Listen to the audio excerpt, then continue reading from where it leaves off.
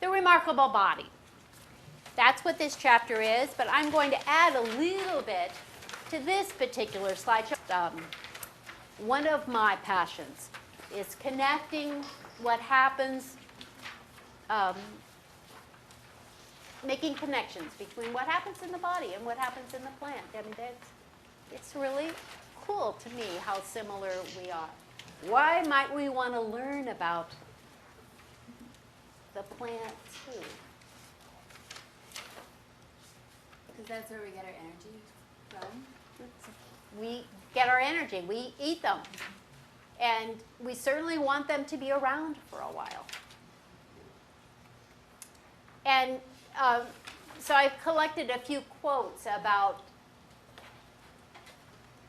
learning about some of these things. This is T.H. White. And he wrote a book called The Once and Future King about Camelot. And a quote from the book, "The best thing for being sad," replied Merlin, beginning to puff and blow, "is to learn something. That is the only thing that never fails. You may grow old and trembling in your anatomies. You may lie awake at night listening to the disorder of your veins. You may miss your only love. You may see the world about you devastated by evil lunatics, or know your honor trampled in the sewers of baser minds. There is only one thing for it then, to learn. Learn why the world wags and what wags it. That is the only thing which the mind can never exhaust, never alienate, never be tortured by, never fear or distrust, and never dream of regretting." That particular quote is one I've put on my refrigerator at times during my life when I've just had trouble coping. You know, having MS, and I mean, there are lots of worse things to have, but you know, there are times when it's the pets. I mean, we all have times when we feel sorry for ourselves, or feel sorry about something that's happening in our life.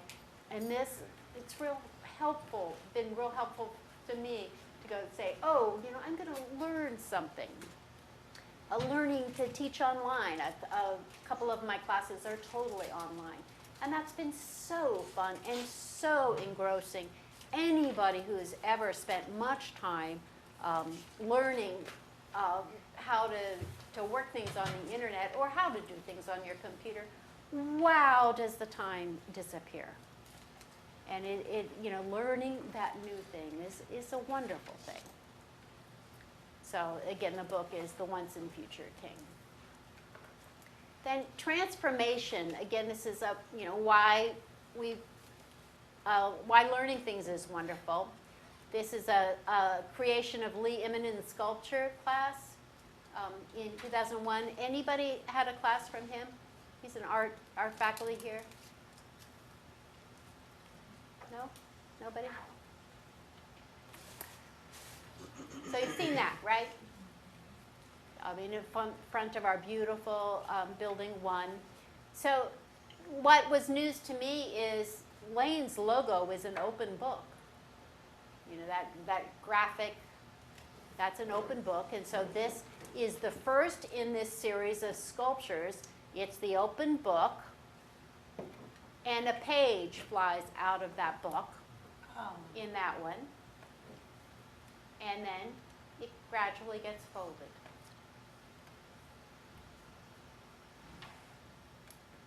Until finally I think it's called Education Takes Flight, or Helps You Take Flight, or something like that. And often we don't have time to see those, you know, think about what they all are doing, because we see one or two of them. But I really love that sculpture. And my office is right down in here. And so when I'm coming out of my office to go upstairs or to catch the bus, you know, I see this sculpture, and I just love it. And I don't know how this happened, but somebody threw their sweater up. I guess they thought the crane with all that long neck must be cold.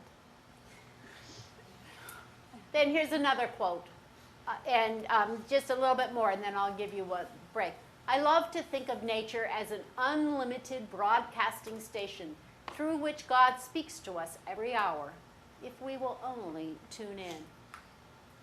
And that's George Washington Carver. And this is a very interesting man, educator, farmer, agricultural food scientist in the 1800s and early part of the 1900s. And he was born a slave and in Missouri. So to have born and had that sort of an early life and to still have become so fascinated with something, I think he's a very interesting man. He was only an infant when he and his mother were abducted from his owner's plantation by a band of slave raiders.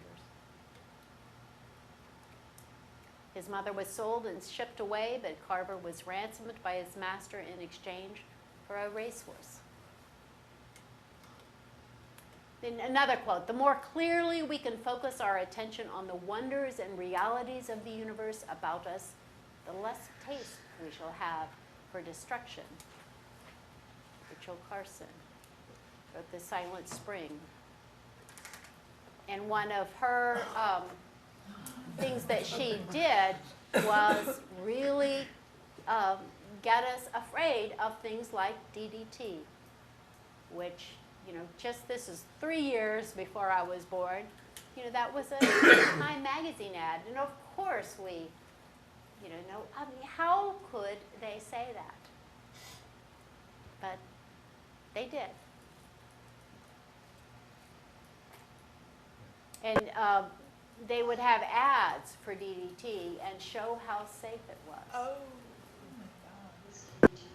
Surely that's a simulation. Surely they were not really blowing DDT over those students.